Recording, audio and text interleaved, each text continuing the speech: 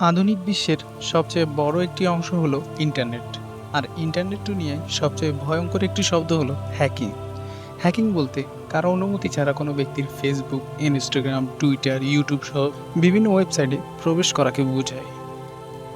Hacker মূলত দু ধরনের হয়ে থাকে: ব্ল্যাক হ্যাটস হ্যাকার এবং হোয়াইট হ্যাটস হ্যাকার। অন্যের যে কোনো অ্যাকাউন্ট হ্যাক করে তা দখলে নিয়ে নেয় ব্ল্যাক হ্যাটস হ্যাকার। তারা অনেক সময় মানুষকে ব্ল্যাকমেল করে অর্থ দাবি করে। অন্যদিকে হোয়াইট হ্যাট হ্যাকাররা কারো অ্যাকাউন্ট হ্যাক করলেও কোনো ক্ষতি করে না। আবার অনেক সময় দেখা যায় হোয়াইট হ্যাট হ্যাকাররা অ্যাকাউন্টের দুর্বল পয়েন্টগুলোকে শক্তিশালী করে দেয়, যাতে অন্য কোনো হ্যাকার এটিকে হ্যাক করতে না পারে।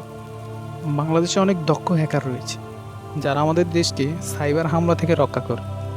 বাংলাদেশের হ্যাকার গ্রুপ আবার বিভিন্ন হ্যাকার গ্রুপের সাথে মিশে বিভিন্ন দেশে সাইবার অ্যাটাক করে থাকে।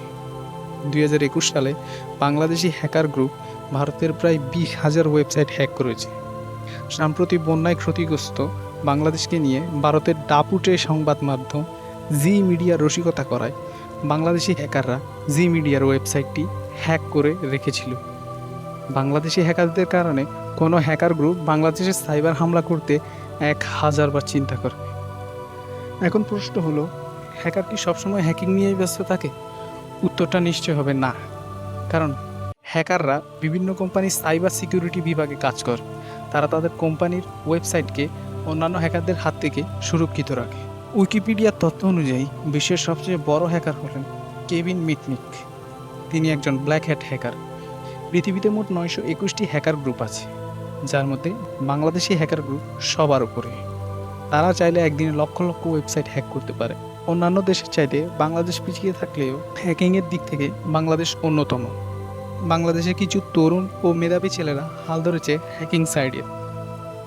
জাতীয় ও আন্তর্জাতিক ইস্যুতে বাংলাদেশ সরকার চুপ থাকলেও বাংলাদেশি হ্যাকাররা চুপ থাকে না, তারা প্রতিবাদ করে। আর তাদের আটকানোর মতো ক্ষমতা কারণে তাদের কথা হচ্ছে, পৃথিবীর কোনো সিস্টেমই সেভ নয়। তো এবার আপনি নিশ্চয়ই বুঝতে পেরেছেন বাংলাদেশের হ্যাকাররা কতটা ভয়ঙ্কর। অবশ্যই কমেন্টে জানাবেন। ভিডিওটি সম্পূর্ণ দেখার জন্য ধন্যবাদ। আর ভিডিওটি ভালো লাগলে একটি লাইক ও চ্যানেলটিকে সাবস্ক্রাইব করতে ভুলবেন না।